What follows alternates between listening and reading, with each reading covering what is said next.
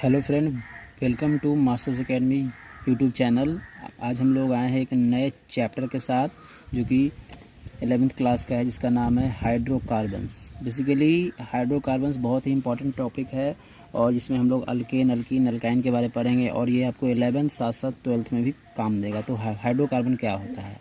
तो हाइड्रोकार्बन वही होता है कि जब compound having both carbon and hydrogen, तो ऐसे कंपाउंड जिसमें कार्बन और हाइड्रोजन दोनों हो, तो वैसे कंपाउंड को हम लोग क्या बोलते हैं? हाइड्रोकार्बन्स बोलते हैं। बेसिकली ये 3 टाइप का होता है। एक को बोलते हैं हम लोग अल्केन, दूसरे को अल्कीन, तीसरे को अल्काइन। जो हमारा एनसीईआरटी का सिलेबस, उसमें हम लोग को इतना ही देखना है।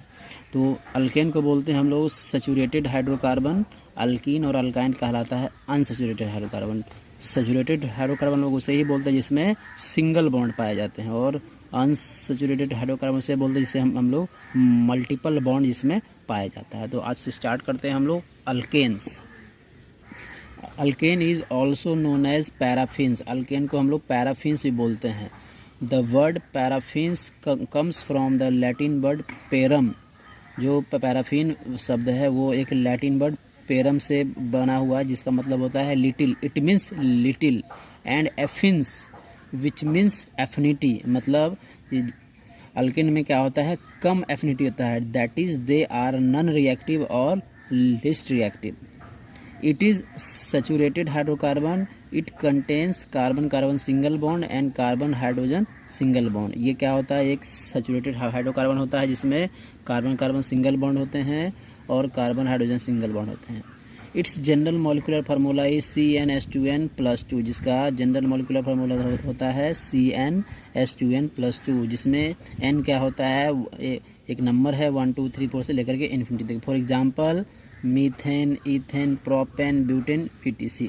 अगर हम एक एग्जांपल लेते हैं लाइक मीथेन का, तो इसका अगर हम लोग स्ट्रक्चर देखते हैं तो बेसिकली ये क्या होता है? ये टेट्राहेड्रल स्ट्रक्चर होता है और इसका शेप और ज्योमेट्री दोनों ही कहलाता है टेट्राहेड्रल। इन दोनों के बीच का जो बॉन्ड का एंगल होता है वो 109 डिग्री 28 मिनट होता है, यानी कि सभी का जो बॉन्ड एंगल होता है इक्वल होता है। और इसके कार्बन कार्बन का बॉन्ड लेंथ होता है 1.54 एंगस्ट्रॉन और कार्बन हाइड्रोजन का जो बॉन्ड लेंथ होता है 1.39 एंगस्ट्रॉन। अब हम लोग देखते हैं कि अल्केन को बनाया कैसे जाता है। Preparation of alkanes. तो इसके बहुत सारे मेथड्स हैं और एक एक को हम लोग बारी बारी से देखेंगे। सबसे पहला है फ्रॉम अनसैचुरेटेड हाइड्रोकार्बन और by catalytic hydrogenation of alkenes and alkynes और सेवेटियर सैंड्रेंस रिडक्शन रिएक्शन। देखिए ये जो होता है अनसैचुरेटेड हाइड्रोकार्बन का मतलब क्या होता है? अल्कीन या अल्काइन से हम लोग क्या कर सकते हैं? अल्केन का फॉर्मेशन कर सकते हैं, और इसको हम लोग कैटालिटिक हाइड्रोजनेशन ही बोलते हैं क्योंकि इसमें कैटलिस्ट इस्तेमाल होता है लाइक निकेल, प्लैटिनम, प्लेडियम 543 से 573 केल्विन पे। जैसे कि देखिए अगर हमारे पास कोई अल्कीन है या अल्काइन है, उसका H2 से अगर हम लोग रिएक्शन करते हैं इनकी मौजूदगी में निकल, प्लेटिनम, प्लेडियम, तो हम लोग को क्या मिल जाता है? अल्केन्स मिल जाता है। अगर मान लीजिए कि यहाँ पे एक सिग्मा है, 2 पाई है, तो हम लोग को 2 H2 लेना पड़ेगा उसको मेंटेन करने के लिए। अगर यहाँ पे 1 पाई है तो हम लोग को एक ही H2 से काम चल जाएगा। अब देखते हैं क्या है process. The process of addition of H2 to an unsaturated compound in the presence of a catalyst is called hydrogenation or reduction. Dihydrogen gas added to alkenes and alkynes in the presence of finely divided catalysts like platinum, palladium, nickel, etc. at 523 to 573 Kelvin to form alkanes. These metals absorb H2 gas on their surface and activate the HH bond. अब देखिए इसका example और भी देख सकते हैं। जैसे कि देखिए हमारे पास क्या है? इथीन है। अब इस बॉन्ड को तोड़ेंगे, ये पाई बॉन्ड टूटेगा और 2 H2 इसमें ऐड हो जाएंगे और हम लोग को अल्केन का फॉर्मेशन हो जाएगा। अब देखिए यहाँ पे अल्काइन है यानी कि प्रोपाइन है। अब यहाँ पे 2 पाई है। 2 पाई के लिए हम लोग को 4 H2 की ज़रूरत होती है, इसलिए हम लोग 2 H2 लिख सकते हैं और हम लोग को प्रोपेन का फॉर्मेशन हो जाएगा, यानी कि अल्केन बन जाएगा। हम लोग का जो अगला मेथड है वो है बाय वुड्स रिएक्शन। एक साइंटिस्ट थे वुड्स, उन्हीं ने इस मेथड को बनाया था व्हेन एन अल्काइल हैलाइड, आप लोग जानते हैं क्या होता है alkyl halide, RX। When an alkyl halide is added with sodium metal in presence of dry ether. Dry ether क्यों लेते हैं, ड्राई ईथर लेते इसलिए हैं कि सोडियम किसी और से रिएक्शन ना करे, क्योंकि सोडियम क्या होता है वो बहुत बड़ा रिएक्टिव होता है, इसीलिए हम लोग ड्राई ईथर का इस्तेमाल करते हैं। Dry ether solvent, then the product is an alkane and the reaction is called Wurtz reaction. This reaction is used to increase the length of carbon chain। देखिए बेसिकली क्या होता है कि वुर्ट्ज रिएक्शन में क्या होता है कि वो कार्बन चेन को इंक्रीज कर देता है। जैसे कि देखिए एग्जांपल के तौर पे हमारे पास एक RX है और एक दूसरा RX है, और क्या करते हैं सोडियम मेटल के साथ इसका रिएक्शन कराते हैं, तो ये X वाला पोर्शन और ये X वाला पोर्शन, और ये चूँकि एक हेलाइड के लिए सोडियम एक ही सोडियम की ज़रूरत होती है, इसलिए दो मेरे पास हेलाइड, इसलिए दो सोडियम की ज़रूरत पड़ेगी, तो हम लोग को R बॉन्ड R मिल जाएगा, यानी कि पहले एक ही था अल्काइल, अब दो मिल गए, तो इसके कार्बन चेन क्या हो गया, इंक्रीज हो गया, और ये 2NaX बाहर निकल गया। अब इसका देखते हैं हम लोग मैकेनिज्म क्या होता है। बेसिकली ये दो तरीके का मैकेनिज्म शो करता है, एक को बोलते हैं हम लोग फ्री रेडिकल मैकेनिज्म, एक को बोलते हैं कार्बोनाइन मैकेनिज्म। जैसे कि देखिए हमारे पास अगर RX है, तो अगर इसका एक बॉन्ड अगर इस पे आ जाए तो एक X पे डॉट और ये R पे डॉट, अब हमारे पास क्या था सोडियम था, तो इस सोडियम को क्या करते हैं यहाँ से इलेक्ट्रॉनों को निकालते हैं, तो वो सोडियम पे प्लस इलेक्ट्रॉन। अब क्या करेंगे हम लोग इस सोडियम और इस X को यानी कि Na+ और X- को क्या करेंगे बाहर निकाल देंगे, और इस R पे क्या आ जाएगा डॉट। अब जब R पे डॉट आ गया तो उसे हम लोग बोलें free radical, alkyl free radical. आप और दूसरा अगर अल्काइल फ्री रेडिकल ले लेते हैं तो दोनों आपस में जुड़ जाएगा और क्या हो जाएगा, अल्केन का फॉर्मेशन हो जाएगा, और साथ में हम लोग को 2NX मिल जाएगा। ठीक है। सेकंड मेथड है कार्बोनाइन मैकेनिज्म, यानी कि कोई एनायन बनेगा, यानी कि अगर X मेरा ज़्यादा इलेक्ट्रोनेगेटिव है तो ये पूरा बॉन्ड इस X पे आ जाएगा, और क्या होगा कि ये बाहर निकल जाएगा, और उस चूँकि दो सोडियम यहाँ पे लेते हैं, चूँकि 2 इलेक्ट्रॉन की मुझे ज़रूरत है, तो ये दो सोडियम से 2 इलेक्ट्रॉन निकाल लेते हैं, तो वो दोनों इलेक्ट्रॉन इस R पे चला जाएगा, तो हम लोग को मिल जाएगा R-, चूँकि कार्बोनाइन मिल गया।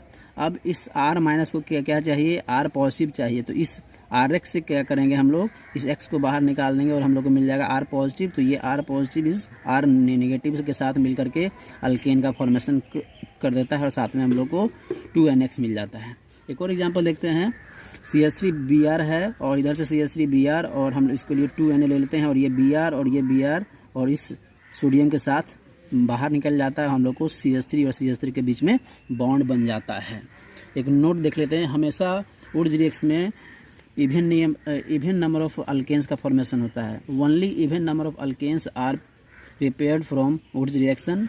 Methane can't be prepared by this method. कभी भी इस मेथड से आप मीथेन को नहीं बना सकते हैं, क्योंकि उसमें एक ही कार्बन होता है, और यहाँ बोल रहा है कि हमेशा इवन नंबर का मॉलिक्यूल ही बन सकता है। थर्ड हम लोग देखते हैं फ्रैंकलैंड रिएक्शन। क्या होता है, when alkyl halide is heated in the presence of zinc then we get alkane. अब मान लीजिए कोई भी 2 अल्काइल हैलाइड आप ले सकते हैं, और उसको जिंक के साथ अगर रिएक्शन हो जाएगा तो हम लोग को Zn, यहाँ से Zn और इसका I और इसका I, ये Ri और Ri का ये ZnI2 बाहर निकल जाएगा, और हम लोग को अल्केन का फॉर्मेशन हो जाएगा। मैकेनिज्म बहुत ही सिंपल है, इसका देख सकते हैं, जैसे कि RX उसके साथ जिंक के साथ रिएक्शन हुआ तो हम लोग को मिल गया क्या, R+ और ZnX।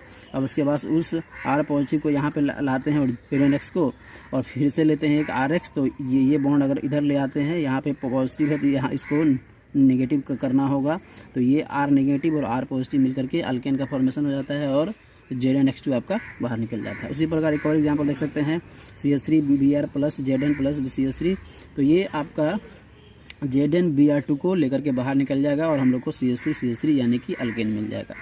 हमारा चौथा जो प्रोसेस है वो है फ्रॉम अल्काइल हैलाइड। हम लोग अल्काइल हैलाइड के थ्रू भी क्या कर सकते हैं, अल्केन का फॉर्मेशन कर सकते हैं। Alkyl halide except fluorides on reduction with zinc and dilute HCl gives alkanes. हम लोग Zn और HCl के प्रेजेंस में अगर किसी अल्काइल हैलाइड का में H2 जोड़ते हैं तो हम लोग को अल्केन मिल जाता है, देखिए 2 एग्जांपल यहाँ पे RH plus H2 in presence of Zn और HCl, हम लोग को RH ये RH मिल गया अल्केन, और HX यहाँ का H और यहाँ का X इस तरह से, ठीक है, वो बाहर निकल जाएगा। और यहाँ पे सेकेंड एग्जांपल देख सकते हैं CH3Cl, तो इसका एक क्या H पॉजिटिव और एक H निगेटिव, H पॉजिटिव और एक H निगेटिव हो जाएगा, और ये Cl पे क्या आ जाएगा नेगेटिव, तो ये पॉजिटिव वाला इसके पास आ जाएगा और ये नेगेटिव वाला इसके पास, हम लोग को CH3H और HCl मिल जाएगा, ठीक है।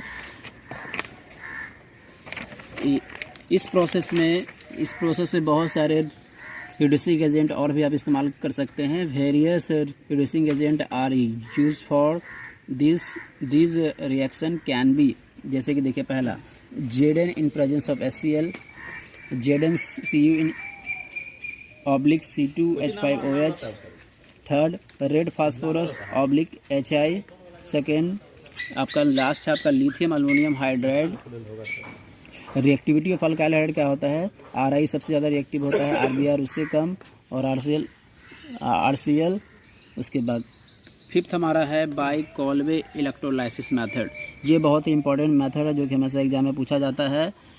An aqueous solution of sodium और potassium salt of carboxylic acid on electrolysis gives alkane containing even number of carbon atom at the anode. देखिए कॉल्वे इलेक्ट्रोलाइसिस का बेसिकली मीनिंग क्या होता है कि इसमें हम लोग किसी मॉलिक्यूल में को सेल में डाल करके क्या करते हैं, इलेक्ट्रिक स्पार्क कराने के पश्चात वो क्या होता है, एनोड और कैथोड में टूट जाता है, ठीक है। अगर सपोज देख लीजिए इस तरह का हमारा कोई सेल है, इसमें दो हम लोग क्या डाले हैं, एक मान लीजिए एनोड है, एक कैथोड है, और यहाँ से मान लो कि इलेक्ट्रिक स्पार्क को कोई मॉलिक्यूल डाल दिए हम लोग इसके अंदर, और इलेक्ट्रिक स्पार्क हुआ तो हम लोग का वो मॉलिक्यूल एनोड और कैथोड में टूट जाता है। तो जो मॉलिक्यूल की मुझे ज़रूरत पड़ती है उस मॉलिक्यूल को हम लोग निकाल लेते हैं, इसे हम लोग क्या बोलते हैं, इलेक्ट्रोलाइसिस बोलते हैं। जैसे देखिए एग्जांपल के तौर पे हमारे पास सोडियम एसीटेट है, उसको क्या किए हम लोग H2O के साथ इलेक्ट्रोलाइसिस किए हैं, तो हम लोग को क्या मिल गया है, अल्केन मिल गया है, साथ में CO2 बाहर निकल गया है, H2 और 2NH। इसका मैकेनिज़्म क्या होता है देख लीजिए, इसको हम लोग फ्री रेडिकल मैकेनिज़्म ही बोलते हैं। स्टेप फर्स्ट में क्या करते हैं हम लोग, 2 मोल हम लोग लेते हैं सोडियम एसीटेट के, उसको तोड़ने के बाद हम लोग को क्या मिल जाता है कि जो इसका आयन मिल जाता है और बाहर निकल जाता है 2Na+। अब यहाँ देखते हैं स्टेप 2 में कि एट एनोड पे क्या होता है, जो मेरा एसीटेट आयन होता है, बेसिकली क्या है ये एसीटेट आयन में से हम लोग 2 इलेक्ट्रॉनों को बाहर निकालते हैं।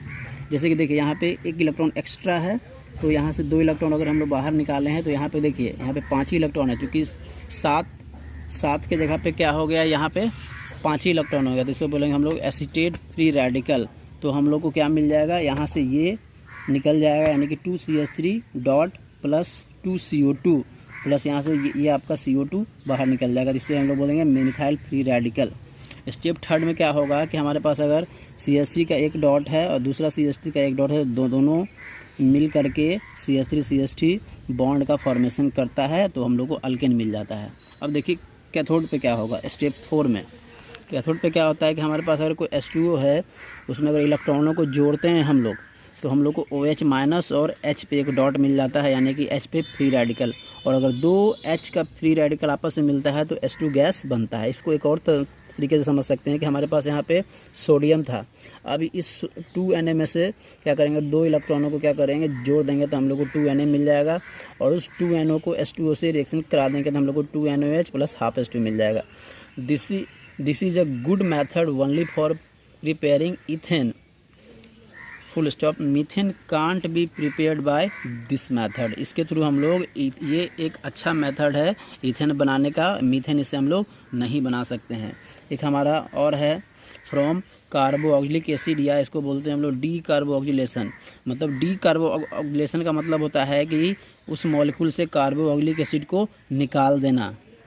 जैसे कि देखिए sodium salt of carboxylic acid on heating with soda lime. Basically soda lime क्या होता है, mixture of NaOH plus CaO gives alkanes containing 1 carbon atom less than the carboxylic acid. This process of elimination of CO2 from a carboxylic acid is known as decarboxylation. ये भी बहुत ही simple method है। जैसे कि मान लीजिए हमारे पास कोई कार्बोक्सिलिक एसिड है और उसको हम लोग क्या करते हैं, रिएक्शन कराते हैं किससे, तो सोडा लाइम से, जो कि मिक्सचर होता है किसका, NaOH प्लस CaO का, तो हम लोग को क्या मिल जाएगा, RH प्लस Na2CO3। अब देखिए इसका रिएक्शन कैसे होता है। अगर हमारे पास RCOOH है प्लस NaOH, तो इस OH पे माइनस, इस Na पे प्लस और इस H पे पॉजिटिव है, इस पूरे पे नेगेटिव, तो हम लोग को मिल जाएगा सोडियम कार्बोऑक्जिलेट। अब सोडियम कार्बोऑक्जिलेट से क्या करेंगे हम लोग कि NaOH से फिर रिएक्शन होगा, तो हम लोग का जो इसका H है इसके पास आ जाएगा और ये Na जो है, ये Na ने मिलकर के हम लोग को मिल देगा Na2CO3। और एक हम लोग का लास्ट मेथड है प्रिपरेशन मेथड, वो है preparation of alkane by Grignard reagent. तो सबसे पहले आपको समझना पड़ेगा कि ग्रिग्नार्ड रिएजेंट क्या होता है। देखिए कोई अल्काइल हेलाइड को हम लोग अगर मैग्नीशियम उसमें जोड़ते हैं इन प्रेजेंस ऑफ ईथर, तो हम लोग को मिल जाता है RMgX, जिसको हम लोग क्या बोलते हैं, ग्रिग्नार्ड रिएजेंट। अब कैसे बनता है कोई अल्केन, इसके साथ देखिए अगर कोई हमारे पास ग्रिग्नार्ड रिएजेंट है, उसका रिएक्शन H2O से करा देते हैं, तो हम लोग को क्या मिल जाता है, RH, जो कि मेरा अल्केन है, और यहाँ का जो OH माइनस है इस Mg के साथ ऐड हो जाता है और निकल जाता है MgOH और Br। और इसका मैकेनिज्म सिंपल सा देख सकते हैं कि MgBr प्लस ये जो मेरा वाटर है OHO, ये HOH, तो ये H और ये R क्या हो जाएगा, बाहर निकल के अल्केन बन जाएगा और हम लोग को बाकी का जो है MgOH Br वो बाहर निकल जाएगा। तो आप आई होप आपको समझ में आया होगा। तो ये अल्केन का प्रिपरेशन मेथड था। अगर इसमें कुछ भी कहीं भी कुछ भी डाउट हो तो आप मुझसे पूछ सकते हैं। आज के लिए इतना ही, थैंक यू।